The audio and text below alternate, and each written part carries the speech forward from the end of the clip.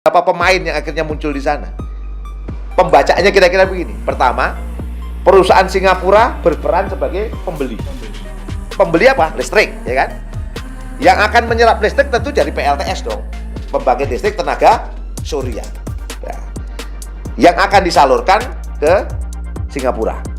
Pertanyaannya, PLTS-nya siapa yang buat? Ternyata ada tiga perusahaan ini. Yang saya pikir harus kita sebut. Saya pikir ya, clear kok ini kok. Ada semua. Satu, Adaro Green. Ini keluarga Thohir, Pak Erick Thohir, Boy Thohir, ya. Abangnya masuk di situ. Kemudian ada perusahaan namanya TBS Energi Baru. Grupnya Toba Sejahtera. Berarti nggone sapa? Pak LBP. Pak Luhut. Terus ada Medco Power. Medco Power itu miliknya Panigoro, keluarga dan Salim Group. Dia yang akan membangun PLTS. Ya. Yang akan memasok listrik ke Singapura itu. Posisinya sebagai penjual. Singapura sebagai pembeli. Pertanyaannya, dia harus membuat energi surya ini dari mana kira-kira? Harus bikin panel surya. Nah, panel surya dari mana? Investasi Xinji Group ini. Nah, Xinji Group ini dari Cina, ini masuk gara-gara apa? Tanggal 28 yang lalu, tepatnya tanggal 27 atau 28 Juli ya. Coba kita baca urutannya ini ya. Kalau kita baca urutannya 28 Juli 2023, Pak Jokowi datang ke Chengdu, Cina, dan mendapatkan janji investasi dari Xinji Group. Xinji Group ini yang akan membuat panel surya yang nanti akan dibeli oleh PLTS untuk menghasilkan listrik yang akan diterima oleh Singapura. Oke. Nah, dari konteks ini posisi MEG di mana akhirnya? Posisi MEG itu menyiapkan lahan, membangun kawasan yang nanti dengan modal HGU itu yang terbit nanti dia akan kerjasama dengan BP Batam, meminta BP Batam terbitkan HGB, HGU di atas lahan HPL yang sedang diukur itu lah kira-kira.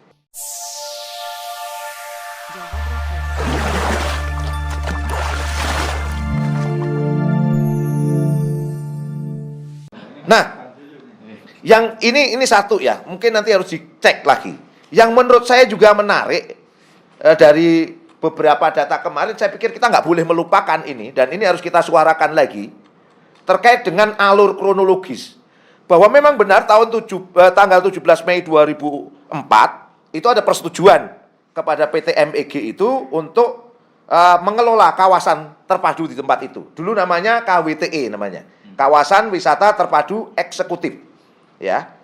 Yang kemudian sekarang jadi Rempang Eco City. Ya.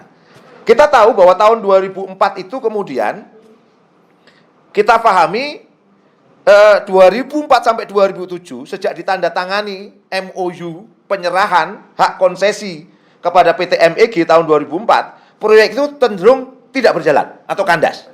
Nah, tahun 2007 ternyata kandasnya itu disebabkan oleh adanya indikasi korupsi yang merugikan negara senilai 3,6 triliun, di mana kerjasama ini dilakukan tanpa pemberian ganti rugi kepada negara. Ini yang kemudian menjadi titik kritis. Maka tahun 2008 Tommy Pinata dipanggil, ya kan? PT MEG dalam konteks ini Tommy Pinata dipanggil untuk diperiksa. Tapi setelah pemeriksaan tersebut sampai hari ini tidak pernah ada lagi pemeriksaan berikutnya. Ini kita tanyakan ini.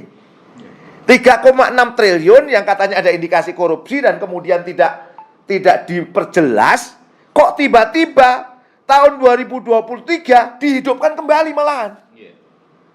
Berarti panjang sekali 2000 berapa nih? 2004 sampai 2023. Hampir 19 20 tahun. Luar biasa ini ya. Nah, kemudian dari situ kok kemudian malah dijadikan sebagai proyek strategis nasional kemudian wilayah itu. Korupsinya belum diselesaikan, kok kemudian malah dijadikan proyek strategis nasional. Di mana strategisnya? Lah ini yang menjadi sebuah pertanyaan, Pak Erwin. Nah, akhirnya saya coba ngulik-ngulik ini. Ini kayaknya memang harus kita sambungkan dengan kepentingan geopolitik tadi. bahwa ternyata teman-teman sekalian, saya bacakan ke kita, saya pikir ini penting, bahwa hari ini Singapura itu sangat membutuhkan Indonesia dalam konteks listrik yang pertama. Nanti ada yang kedua namanya pasir laut. Yang pertama listrik. Nah, listrik ini kalau kita baca Singapura itu akhirnya pada 8 September 2023 membuat MOU antara Menteri Energi Sumber Daya Mineral Pak Arifin Tasrif dengan Second Minister for Trade and Industry Singapura, yaitu Tan See Leng, di kantor Kementerian SDM. Apa poinnya? Bahwa ternyata memang Singapura itu sangat membutuhkan listrik Indonesia. Jadi kita perlu catat, Singapura itu adalah negeri yang bergerak karena kerentanannya. Dia tidak bisa menghasilkan sumber daya dari tempatnya sendiri. Sehingga dia harus berinvestasi tempat lain atau membeli tempat lain untuk menghidupkan tempat dia. Dulu pakai gas di Indonesia. Jadi bagaimana listrik sana hidup karena gas Indonesia. Tapi dalam perkembangannya kemudian ada problem rantai pasok terkait gas ini. Kemudian muncullah hal baru yang namanya energi baru terbarukan. Nah, energi baru terbarukan itu mereka minta. Dan kesepakatannya akan diberikan oleh Indonesia 2 gigawatt. Ya, 2 gigawatt. Ini MOU-nya.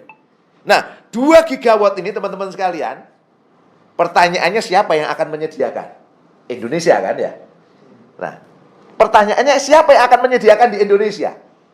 Ternyata yang paling dekat adalah Kepulauan Riau. Karena yang paling dekat itu. Katanya perjalanan laut, bukan laut ya. Apa namanya itu? Nyebrang itu hanya sekitar 45 menit ya. Itu sangat pendek sekali. Nah, itu Kepri. Kalau kita baca Kepri, apa yang mereka minta itu? Mereka minta ada solar energy di situ, termasuk adanya panel surya di tempat itu. Akhirnya di sini kita bisa membaca ada beberapa pemain yang akhirnya muncul di sana. Pembacaannya kira-kira begini. Pertama, perusahaan Singapura berperan sebagai pembeli. Pembeli apa? Listrik, ya kan? Yang akan menyerap listrik tentu dari PLTS dong. Pembangkit listrik tenaga surya. Ya. Yang akan disalurkan ke Singapura.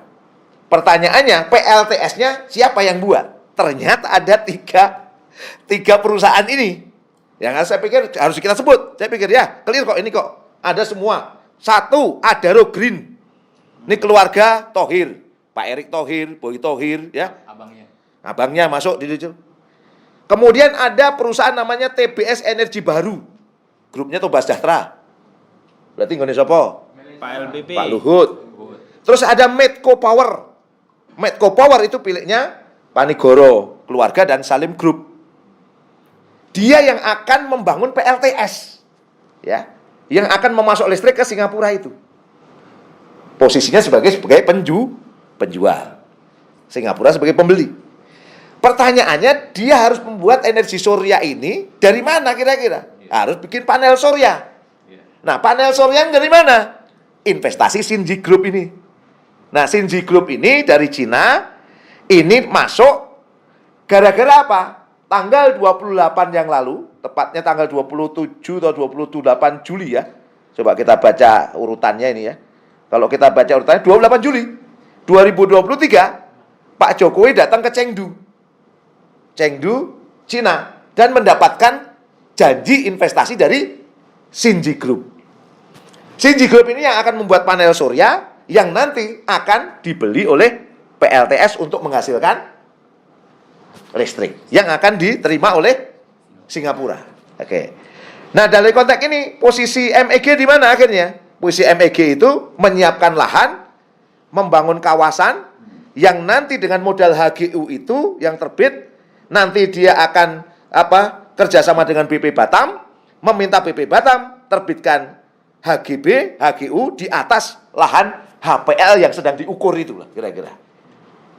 Nah, kemudian kalau kita baca lagi, yang kelima, nanti BP Batam sendiri nanti yang akan berperan di situ. Yang keenam, puncaknya adalah rezim Jokowi melalui Menko Perekonomian Airlangga Hartarto menetapkan proyek Rempang Eco City miliknya Tommy Tata sebagai proyek strategis nasional. Urut sekali teman-teman sekalian.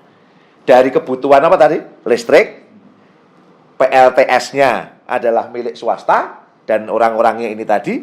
Terus kemudian perlu Shinji Group. Shinji Group ini tadi perlu lahan. Lahannya dari mana? Tommy Winata. Supaya semuanya dapat insentif, dibikinlah dia proyek strategis nasional. Pertanyaannya cuma sederhana, siapa yang untung dari sini? Yang untung jelas oligarki yang ada di situ plus investor asing. Rakyat gimana? Ya rakyat suruh keluar. Kenapa harus keluar? Karena 30 hari setelah MOU dengan Shinji ini diminta clear and clean tempat itu. Ini kan luar biasa. Demi kepentingan oligarki, demi kepentingan investor, kemudian rakyat harus dipitingkan demikian rupa. Ini sangat menyedihkan sekali menurut saya dari aspek ini. Oke ya. Nah, kemudian yang kedua, ini pasir laut, clear. Buat Singapura itu sudah membuat perkiraan ke depan, dia sangat butuh pasir laut. Kenapa butuh pasir laut kira-kira? Karena pertumbuhan penduduknya meningkat. Pertumbuhan penduduknya meningkat, maka dia harus buat pulau-pulau reklamasi. Nah, pulau reklamasi itu tidak mungkin bisa dibuat kalau tidak ada pasir laut. Nah, pasir laut ini sebenarnya dulu sudah stop ekspor dari Indonesia itu. Nah, stop ekspor. Tapi sejak 5 Mei 2023, Pak Jokowi menetapkan PP nomor 26 tahun 2023 yang mengizinkan poin di dalamnya, walaupun di dalamnya terkait dengan sedimentasi, tapi saya tahu persis di dalamnya itu ada izin untuk ekspor kembali pasir laut yang kembali dibuka. Ini yang menarik untuk kita baca, teman-teman sekalian. Terus kemudian apa yang ingin ditawarkan Pak Jokowi kepada Singapura? Listrik sama pasir laut. Dengan harapan apa? Singapura diminta untuk investasi di IKN. Makanya kita jangan kaget kemudian beberapa waktu kemarin, baru kemarin kalau nggak salah rame, perayaan ya di IKN untuk bahwa ada beberapa swasta nasional yang kemudian investasi 20 triliun untuk membangun hotel, membangun rumah sakit di tempat itu. Dan ada perayaan ramai sekali. Dan berbarengan dengan ini ada undang-undang IKN yang mau direvisi lagi. Poin revisi ternyata baru tahu memberikan HGU itu sampai 180 tahun. Gimana coba kira-kira? Kalau udah seperti ini kan berarti peluang-peluang tadi diberikan pada siapa? Kembali lagi kepada oligarki dan kepada investor asing.